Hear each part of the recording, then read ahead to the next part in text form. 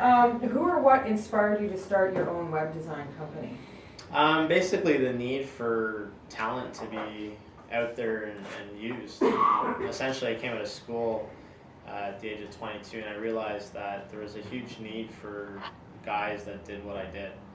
And when I came out of school, I saw that there were a few, big opportunities, and I was able to get them and work on them. And based on that, I saw, okay, well, if I can just pool all these needs together and get some talent together, then we can build a business. Wow. And how long have you been doing this? We started the business back in 2004, and for the first few years, it was essentially like a sole proprietorship. It was more of a hobby, and then, about 5 or 6 years later, it became a bigger business. Wow. Yeah. And what sets you apart from other companies like yours, like the designing websites? Yeah, I mean, there are a lot of web companies out there, obviously, and it seems like nowadays there's a lot of people that come out of school or know someone that can do a website, or there's a lot of free services.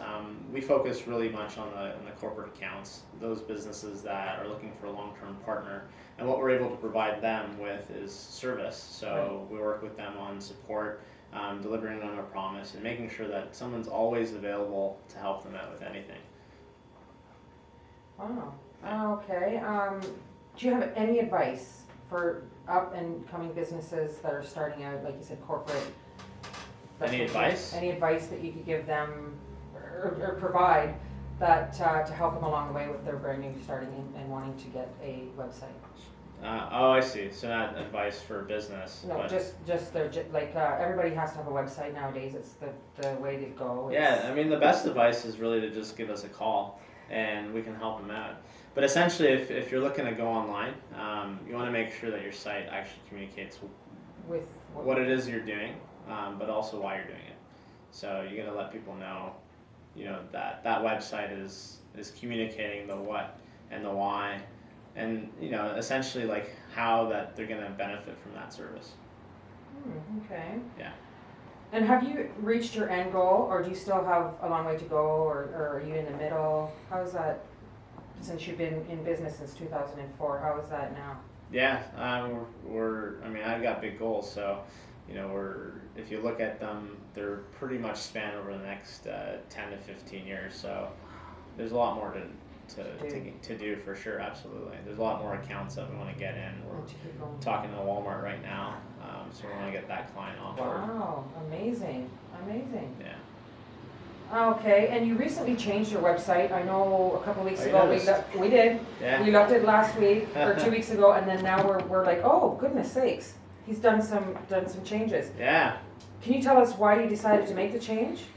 The biggest part for the change was to give people a true reflection of what we do and why we do it as a company. It shows people technology the way it should be produced and shown online. And it really gives people an understanding of what and how we do what we do to give them a better sense of why they should hire us. Wow. And how did you know it was time to do that? I know your website the design 2 weeks ago was different than it is today, but how did you know it was time to do that? Rebranding, not rebranding, but restructure. Restructure, yeah, new website. Yeah. How did we know? Well, we knew, we did the site back in 2009, the one prior to it. So it'd been about 7 years, which is a long time. It is. We tell our clients, every 3 to 4 years, we can revamp some part of your website, your whole website. Right. One of the biggest key factors was the site being mobile friendly.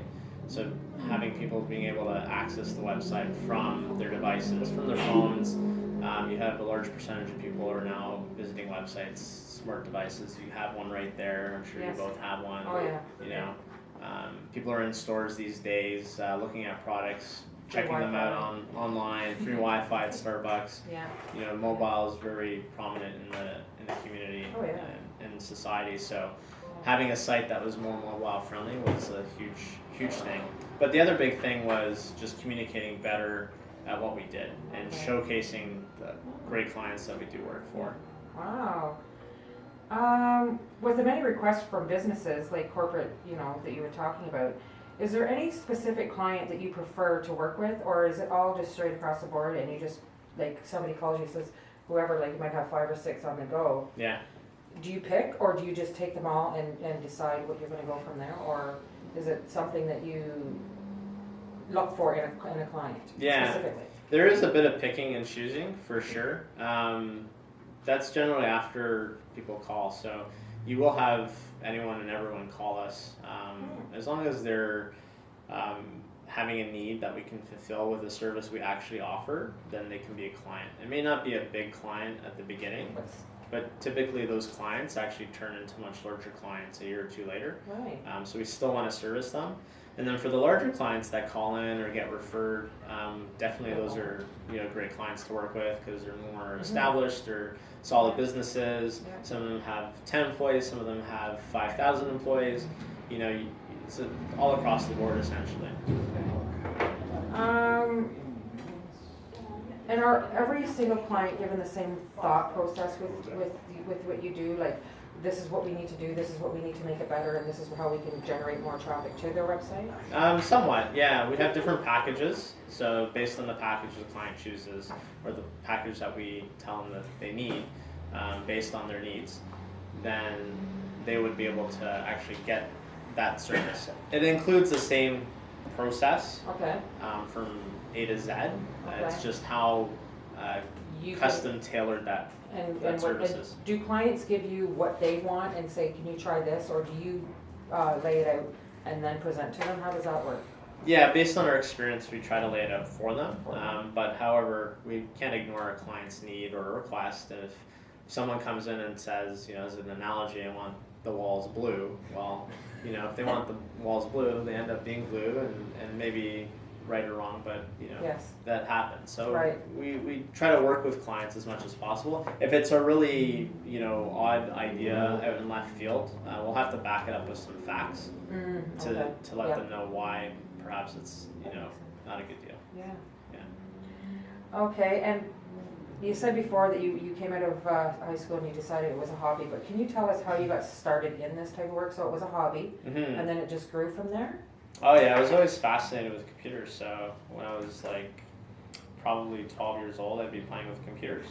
I spent summers playing with computers, and then up until I would say high school, so grade 9 is when I started really building my first websites and getting interested in technology and how things were formulated in programming. And then all throughout high school, I did more of that, more programming. And then I actually took a college program at Durham College for 2 years. College, yay! So I'm a Durham College alumni. Woo! Yeah. And former faculty at the college as well. Yeah, taught in the multimedia program. And how do you know that you're the top website designer? Like, how do you know that that you're up there with ones that have been around you've been around for quite a while, but more so than I don't even know. I can't even think off the top of my head who's around out there. But yeah. How do you define where you are at? So there are a lot of businesses out there that do what we do. Yes. The way to answer that precisely is companies like Molson Coors and Pizza Nova and Makita. They all trust us, and they all have very rigid due diligence processes. They pull us through certain vetting to understand whether or not we're a right fit. And since they've decided to bet on us and use our service and continue coming back, that shows us that we're one of the top. You're on the top. Yeah. Cool. And is Whitby your only location? I'm really stoked to be in Whitby. Nice. I've been here, this is my second time in Whitby. I'm from Peterborough, so cool. So is Whitby your only location right now? Or do you have, let's say, do you have any plans to go, Toronto or Peterborough? Yeah. And around there? So, Vancouver, nice. So Whitby is our primary location. So we're here on both the second and the third floor. So our production staff is upstairs. That's where all the talent is that produces the work that we do. Okay. And then we have a satellite office out in Toronto at Yonge and Eglinton. Oh, okay. So you're out there. We're out there. You're out there. Yeah. More so just not in Whitby, but you're out in the big area in Toronto. Yeah, that's right.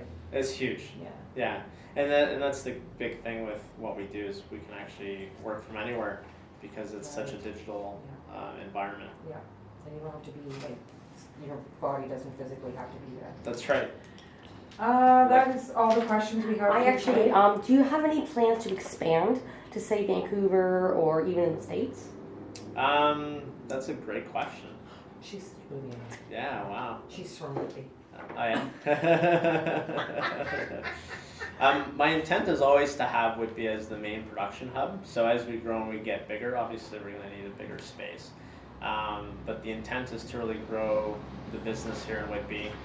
So when it goes from 10 to 20 to 30 to 50 staff, I want the main production hub here in Whitby, Ontario. So are you going to say, you said you had a satellite company in Toronto, so would you expand like that sort of concept to Vancouver or the States? Yeah, from a non-production standpoint, absolutely. We could have locations, satellite offices, which are very economical these days. You get someone out who really knows the area, the territory, and they can cover that area and have a place to meet clients. So, how many staff members do you have right now? I believe we're at 10.